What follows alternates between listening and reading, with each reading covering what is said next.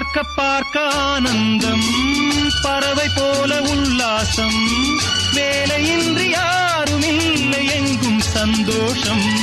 வெறும் பேச்சு வெட்டி கூட்டம் ஏதுமில்லை இந்த ஊரில். கள்ளம் கபடம் வஞ்சகமின்றி கண்ணியமாக ஒற்றுமை உணர்வுடன் வாழும் சிங்கப்பூர். அக்கரை சீமை அழகினிலே மனமாட கண்டேனே.